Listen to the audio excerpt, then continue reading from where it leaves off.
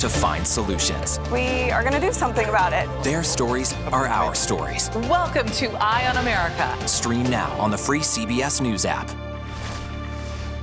When it comes to the money you spend every day, we have you covered every morning. Making money makes sense. Weekdays on CBS Mornings.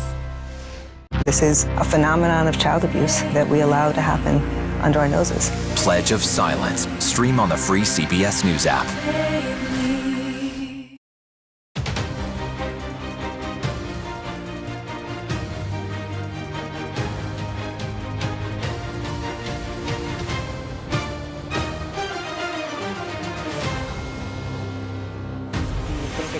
For the president to invoke the 14th Amendment? It's not an option, it's a requirement, and it hasn't been raised before because no Congress has ever tried to push the president to this point. What we've said in Florida is we are going to remain a refuge of sanity and a citadel of normalcy. If there's any games being played there, he's going to be very exposed. Hello, I'm Nicole Killian in Washington. Welcome to America Decides. We begin tonight with President Biden in Japan to meet with G7 leaders and debt ceiling negotiations continuing here at home.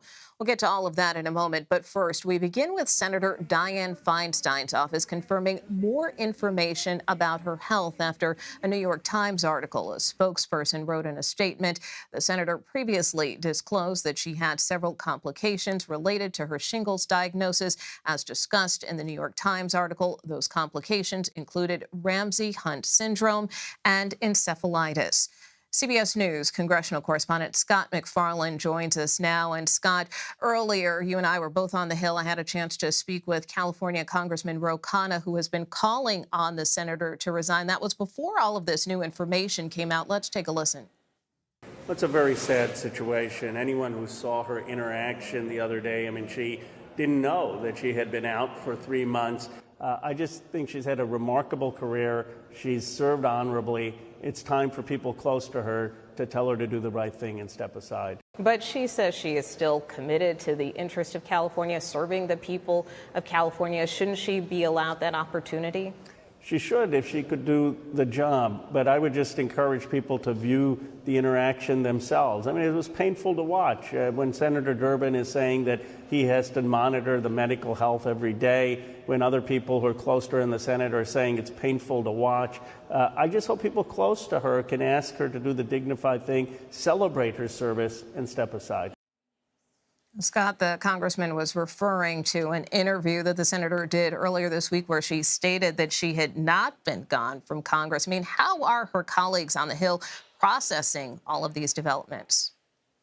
Yeah, we've spoken to a lot of her colleagues in the U.S. Senate, and what they're saying as this day and this evening moves along is that Ro Khanna is the clear exception, that most of the people who are saying Dianne Feinstein should leave, should resign or retire, are doing so under the cloak of anonymity or behind closed doors or in a whispered voice, and that her colleagues are publicly saying the opposite, that she should be given the autonomy and the power to decide her future. Senator John Kennedy of Louisiana told me he still believes there's a double standard here, that these calls are coming because Dianne Feinstein is a woman, and that the same treatment wouldn't be given to an aging male senator.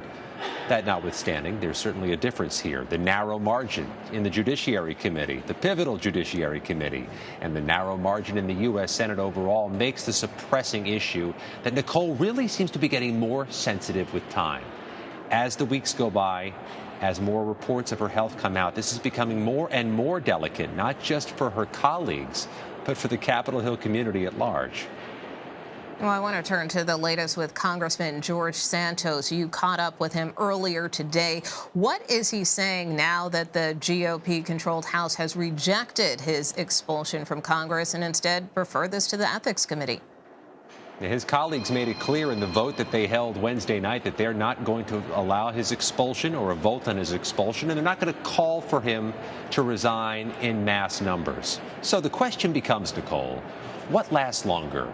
This term in Congress for George Santos running through January 2025, or his federal criminal case, because there may be a shift in the sentiment of his Republican colleagues if there's a guilty plea or a conviction. So we asked George Santos if he's considering closing this criminal case before trial. Take a listen. Any consideration of a plea agreement in your case? I'm not discussing an ongoing investigation. Is it odd to vote to refer yourself to the ethics committee yesterday? No, it was the right thing to do. If you respect the process, you'll vote for the process. Everything about George Santos as a congressman has been unorthodox, Nicole, including that vote last night where he very literally voted to refer himself to the ethics committee as part of a blocking of a vote to expel him. It's really just a different type of dynamic than we've seen, even from other members of Congress who've been charged by the feds. And also, of course, another big story up there on the Hill. Speaker McCarthy sounding more optimistic now about the direction of debt limit talks. Democrats, though, are continuing to work on backup options. I want to take a listen to a couple of lawmakers on this issue of potentially invoking the 14th Amendment. As you know, some Democrats have been calling for that as yet another option. Here's what some of them had to say. It's not an option, it's a requirement, and it hasn't been raised before because no Congress has ever tried to push the president to this point of essentially committing an act of legislative extortion. It's just a way to avoid responsibility. I mean, unfortunately, that happens a lot around here. We need to hold people accountable for doing their jobs, and that's just an attempt to make short shrift of their responsibility. So obviously, Republicans like Senator Cornyn clearly opposed to this, but you do have a growing group of Democrats that's pushing this. I mean, bottom line, is this a viable option? And update us on where the debt limit negotiations stand. Yeah, there are a growing number of Democratic senators who say use the 14th Amendment, put an end to this standoff. But one of those key senators, Ed Markey of Massachusetts, told me, finish the negotiations first. Let's see where those go, then invoke the powers of the 14th Amendment. Pretty big difference there, Nicole. Willing to have the discussions first before exercising what they say is a constitutional requirement by President Biden. All right, Scott McFarlane on Capitol Hill. We'll see how all of this plays out. Not a lot of time left, as you know, which means we'll both be very busy. Thanks so much. Well, the House Freedom Caucus is demanding an end to debt ceiling talks until the Senate passes the GOP bill. Congressman Scott Perry is chair of the House Freedom Caucus, and he joins us now. Congressman, thanks so much for being with us. Why are you taking this position? Well, look, we're not saying that they shouldn't continue to negotiate, but we can't be the buyer and the seller in the same agreement. The House has passed the bill. We have done our job. The Senate is not present. They're not going to be present next week. They're not present in the negotiations. There's no senator in there. And most people that understand the legislative process, that have watched Schoolhouse Rock on TV, know that the House passes the bill and the Senate passes the bill before it has to go to the president for a signature. How can we have any agreement if the Senate's not even at work? My goodness, the president's halfway around the world in another country, and the Senate's not even negotiating. They haven't had a hearing. They haven't marked anything up. They haven't even discussed a solution. Nothing's happened over there for 100 days, and yet somehow that they're expecting the House to deal with this all themselves. We have passed the bill. So we're not saying you can't continue to talk, but until they're willing to tell us what they're willing to do, it's hard to come to an agreement. It's like going to a car sale without any money and without any car. What are you doing there? Bring one or the other. Well, Leader Schumer has said that this is a non-starter in terms of the Republican bill. So, I mean, do you really expect the Senate to consider it? Well, look, what's his bill? Does he have a bill? I get he doesn't like our bill. Where is his bill? He can criticize our bill all he wants. But this is what I know, Nicole. We passed it. We passed it with a majority in the House of Representatives. Meanwhile, he doesn't have any bill, number one. And number two, he can't pass what he does want. So while he can spend all day criticizing what we've done, what is he bringing to the table to solve this issue? At the end of the day, though, don't Republicans have to give on something here? I mean, how can you have a compromise in these negotiations if you're pushing a bill that Senate Democrats and the White House are refusing? So we should probably compromise on something, but we don't. But there's nothing to compromise with. They haven't passed anything. Once again, this is a one-sided argument. They're saying what you've done isn't good enough. Go back to work and do more. Meanwhile, they've done nothing. What can they do? They want us to pass their bill. We're the House of Representatives. The Senate has to pass the Senate bill. They can complain about ours all they want, but they have brought nothing to the table. I mean, in terms of the negotiations that are ongoing right now between the Speaker's team and the White House, where do you see the areas for potential compromise? Well, we already compromised. We said we would raise the debt ceiling. You got to understand that people like me have never voted to bankrupt our country. I didn't vote for their spending, and I don't want to vote to have to pay for it. But I understand we're in charge. We have to govern. So I said, I will agree to raise the debt ceiling. So we've already found an area of compromise there. They want more. They want to spend even more money. They want more credit card limit. They want to raise the limit even higher, but they don't want to talk about anything else. Both sides have to be at the table. And so far, only one side is at the table. I mean, do you think there could be a vote next week as the Speaker would like? Well, I sure hope so. And look, the Senate is out. I don't know what they're doing, but they ought to come back to work. They themselves have said that have said this is a crisis, and indeed, we don't want to have a default. They could be called the default Democrats, but how are they going to solve it when they're not even at work? They should come back to work and deal with it. We've been here.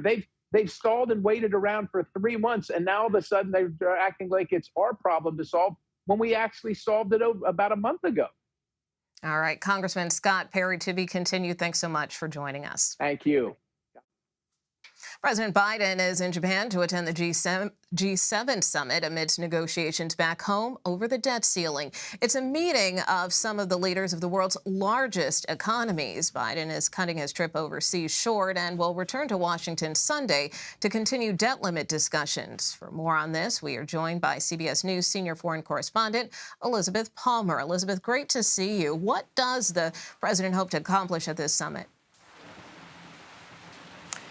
Well, at the very top of the agenda is continuing support for Ukraine. The United States wants to see real solidarity among all the nations here, that the support will go forward and get even more stringent.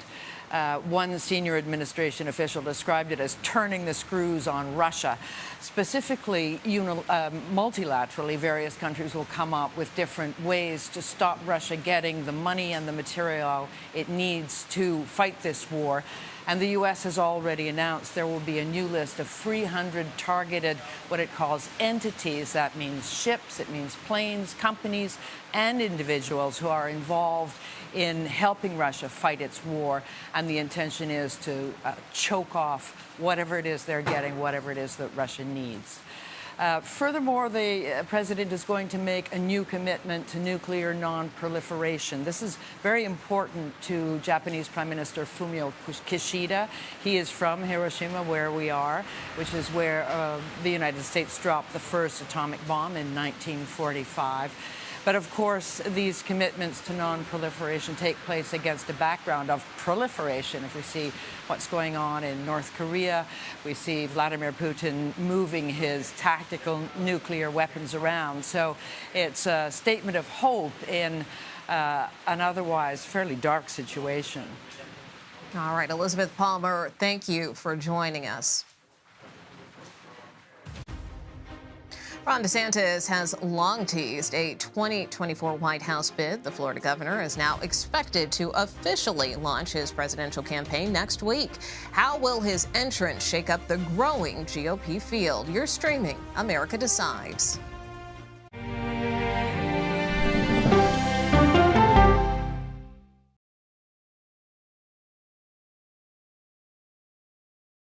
If it's important to our nation, I wonder how you think about where America is at this moment. It's on Face the Nation. Can there be stability if Vladimir Putin remains in power? Face the Nation with Margaret Brennan on CBS.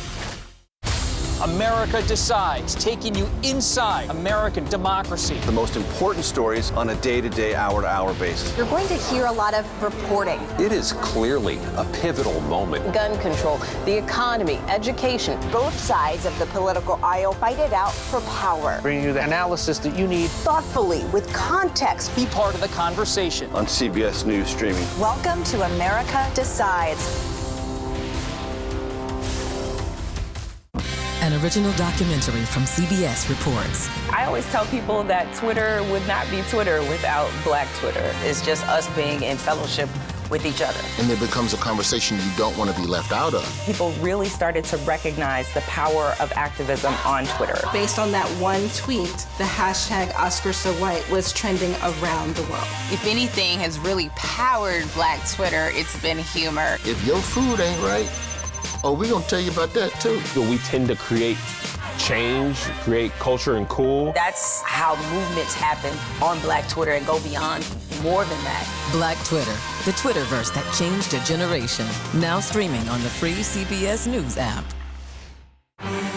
When weather turns extreme. The threat of severe weather and dangerous tornadoes is expected to last. CBS News and the Weather Channel bring you virtual weather technology. So advanced, so real. Let's bring in our partners at the Weather Channel. Now 6 feet of water, imagine that. Cars that can act like battery lamps. These hyper-realistic simulations show you what the weather will look and feel like before it happens. Feel the forecast. Streaming on CBS News. An original documentary from CBS reports. The carnage in our nation's schools has become painfully repetitive. Not one more child! School shootings have parents fighting mad. I promised my daughter I was going to fight. It's going to keep on happening. And teachers taking lessons in how to fight back. This is an exercise. We approach it as it's you or them. It shouldn't have to be your teacher's job to protect your life. But will the battle over gun control, People are afraid that they're going to lose their gun rights altogether, be the hardest lesson of all? The exercise, you're having to shoot at an adult. Are you prepared to have to kill one of your students? Guns in the Classroom, now streaming on the free CBS News app. Everybody wakes up in the morning and they are pelted with alerts that frighten them, news that agitates them. With this show, we have the time to explain what's going on. Here's a deeper understanding of what's happening. Primetime with John Dickerson. Stream on the free CBS News app. I may have something to say about the overall landscape for 24, but stay tuned on that. Welcome back to America Decides. After months of speculation, Florida Governor Ron DeSantis is expected to officially jump in the 2024 Republican nomination for president next week. A formal kickoff is expected closer to June. DeSantis donors are gathering in Miami next week. The likely announcement comes on the heels of Florida's legislative session that pushed through DeSantis's conservative agenda. Ed O'Keefe and Aaron Navarro join us now. Ed is CBS News senior White House and political correspondent, and Aaron is a CBS News political reporter. Good to be with you. It's been a while. Yeah, good to see you.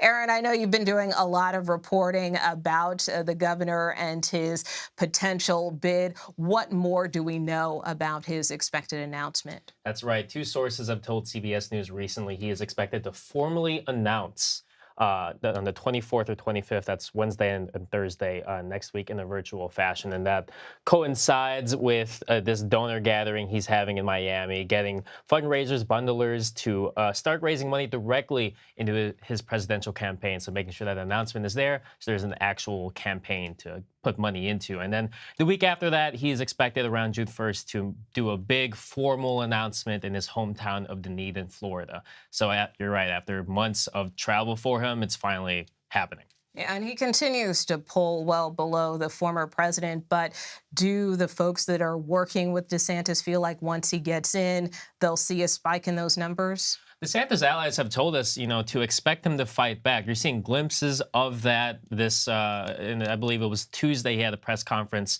where he was asked about Trump not committing to a 6-week abortion ban. He was touting how he was proud to do that ban, and that noted that Trump, while not addressing him by name, won't fully answer that question. And we've seen glimpses here and there in this period before, but we are expecting once he gets into this to start taking Trump more directly. And of course, certainly a lot of attention has been on DeSantis. But Ed, we are learning about another potential candidate who could get in, which is North Dakota Governor Doug Burgum. He appears to be nearing a decision. What more do we know? We know he's, again, another example of a Republican who believes that his conservative legislative record is something worth taking to his party as a potential presidential candidate. This is not a name that has been on the front burner for a lot of people who are tracking this as closely as we do, as our viewers do. But is he hoping to be a dark horse? I mean, that is what he's hoping to be. And the mere fact that he's thinking about it, I think, is also reflective of the fact that there's a belief among enough people out there that maybe there is another potential person to emerge from this and become either the alternative to Donald Trump or just somehow beat him. The problem for Burgum is he's less known, not as well situated in the donor community, but obviously feels that he can build some kind of grassroots operation in Iowa, in the early states, and see where it goes. But the other thing this signals, and I think you know this better than the rest of us here, that there are donors, there are operatives in the party who still believe that the potential strongest alternative to Trump may or may not yet be in this race. The other problem, though, is the more of these guys, and it's now mostly guys that get in, besides Nikki Haley, you end up in the situation we were in back in 2016, where he's got a ceiling of about 35, 40% maybe of the party. If you can't consolidate the other 60%, Trump can still win in the proportional distribution of delegates that Republicans use in most of these states. Of course, another alternative name that has popped up time and again is Virginia Governor Glenn Youngkin. And of course, he has said that he isn't running. But earlier today, he released this ad that kind of looked like a campaign ad. So let's take a look. President Ronald Reagan changed lives. And now it's our turn. A time to choose life, liberty, and the pursuit of happiness over oppression and dictatorial rule. The stakes are high. So is he having second thoughts about a White House run? Well, his video is interesting because for most of the year, when he's asked about 2024, he says he's focused on the legislative elections in Virginia, and yet you have this video touting kind of his vision for the party on a national scale. So if you ask Glenn Youngkin and his team, they say he's focused on the elections this year. But I'll note, and just in what Ed said before, the opening that some other candidates may see in between Trump and DeSantis, or maybe outside, comes after months of DeSantis pretty much campaigning. He's been out in Iowa, South Carolina, New Hampshire, showing what he would do, kind of trying to refine his maybe retail politician skills. And candidates and teams may be seeing that and saying, yeah, he maybe doesn't have the juice there. Youngkin spoke at the Ronald Reagan Library as part of this ongoing series that's been going on for more than a year, where Republican leaders come to talk about the future of the party. So that's what his team says this was about. But to Aaron's point, there's still some who believe there's an opening for somebody like him. He is focused on getting the Republican legislature to go Republican, but I think we all agreed when we saw it, that looks like a presidential campaign video. So he either got a great editor or he's leaving his options open. And again, when you still have Mike Pence, Chris Sununu, the governor of North Dakota now, Youngkin and others all still thinking about it, what is it about Ron DeSantis that they're concerned about that they think he can't do it? And the next few weeks when DeSantis gets in will probably signal to those that are still waiting whether he can or cannot do it. If he can, they'll hold off. If they think there's vulnerability, they're getting in, and look how many names and faces there will be. Yeah, and then briefly, just 20 seconds here, we're learning more, too, about President Biden's 2024 strategy. How does he plan to run his campaign? They're looking now at 7 states, essentially the 5 or so that determined the 2020 election: Georgia, Arizona, Michigan, Wisconsin, Pennsylvania, primarily Nevada, New Hampshire. But they now believe that they can spend money and invest, at least initially, in North Carolina, where they only lost by 1.3%, and Florida, where they lost by about 3.3%. Florida. Why on earth would you do that when Ron DeSantis won by about 20 points last year? Because Democrats believe enough of their voters stayed away. They were either intimidated by the changes he was making or just had no reason to. In a presidential year, Democrats believe they can, and it would force the GOP to spend money, potentially in the home state, if their nominee, if it's Trump or DeSantis. All right. Well, after quite a lull, seems like things are really starting to ramp up here. Aaron Navarro, Ed O'Keefe, thanks so much. Attorney General Bill Barr had his first network interview with CBS News following the release of the Durham report. That's next. You're streaming America Decides.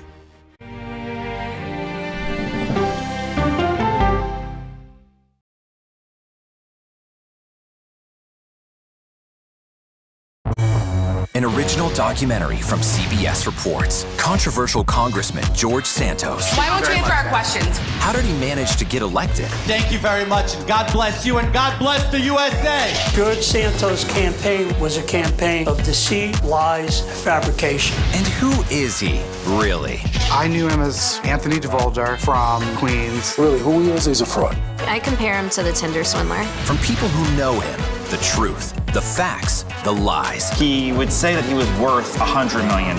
It's an incredibly cynical episode in American politics, beyond satire. Had you ever seen anything like this? No, and I hope I never see it again. Campaign of Deceit, now streaming on the free CBS News app.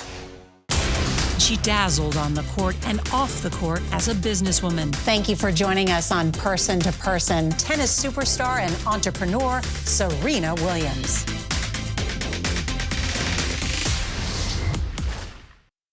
An original CBS Reports documentary. I asked my students, what are we going to do about racism in the United States? The backlash over teaching about racism in American schools. I don't think it has any place in the classroom. We can either pretend and say, no, we're not racist and we're all great people, or we can actually start to do the really, really hard work of addressing it. How did you lose your job? I made the statement that white privilege is a fact. Is it helping diversity and inclusion? When you bring in different people's stories and experience, it enriches education. If you don't talk about something, it doesn't go away. Or driving us further apart? What schools are doing to our children in the name of anti-racism is in fact teaching them racism. The intention is to put us in this war against each other. An original CBS Reports documentary, streaming now.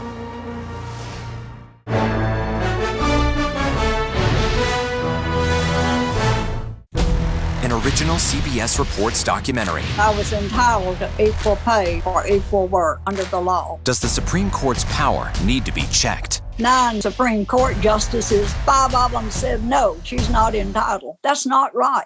Calls to fix the court tend to go along with the politics of the moment.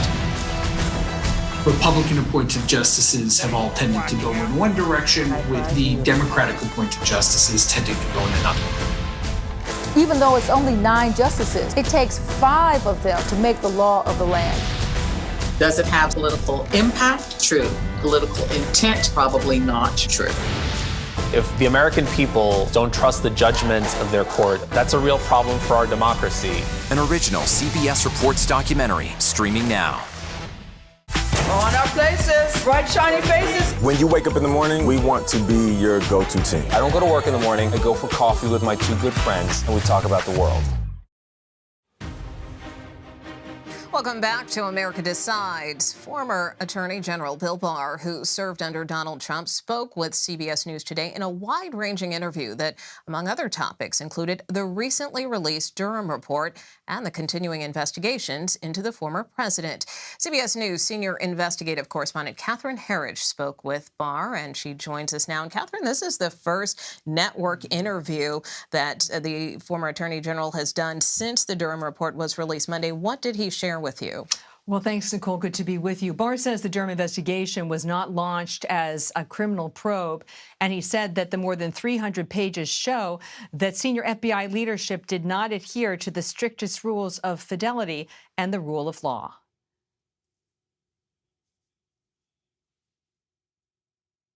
As Attorney General, you launched the special counsel John Durham probe. Critics say the Durham report fell flat. What's your response? Well, I launched the Durham probe not as a criminal investigation, but to get to the bottom of the whole the genesis of the Russiagate scam. And the people who are criticizing it are the people who perpetuated the big lie of Russiagate and advanced that false narrative, peddled it to the American people, and did immense damage to our country, to our institutions, including the FBI. There are certainly no charges brought against the senior FBI leadership. So is that what accountability looks like in this case? I think accountability looks like if people pay attention to the truth. I mean, there was a lot of attention paid by the media to all the little details that they thought implicated Trump in collusion with Russia, all of which were nonsense. And yet we had a 2-year steady diet of this nonsense from the media. Now they should pay attention to the actual facts in the report. And that's what accountability looks like. Barr also told CBS News he strongly supports Durham's primary recommendation that a new position is created to handle politically sensitive investigations in the future, Nicole. And I know you also talked to him about some of the investigations that former President Donald Trump is currently facing. Where does he think the most danger lies? Well, of the more than half dozen investigations, the former Attorney General told CBS News, in his view, there is one that stands out. And he said the former president's comments at that recent CNN town hall may have created more legal exposure.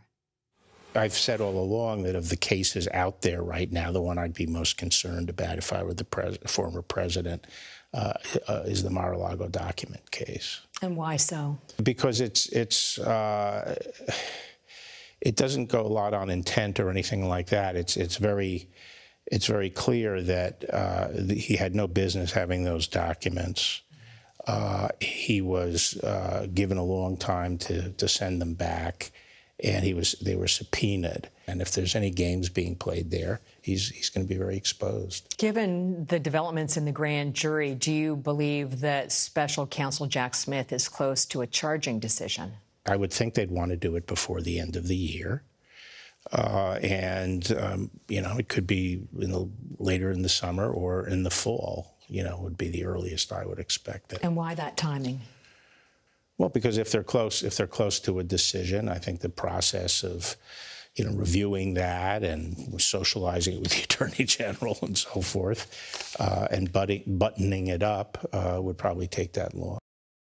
In a recent letter to Congress on the Mar-a-Lago documents, Trump's attorney suggested that the Justice Department should stand down, and his departure from the White House was hastily conducted, with staff simply sweeping documents from his desk into boxes and then moving them to Florida. Nicole. All right. Well, certainly a wide-ranging interview. Catherine Herridge, thanks so much. And that does it for us today. You can stream America Decides Monday to Thursday at 5 p.m. Eastern. You're streaming CBS News.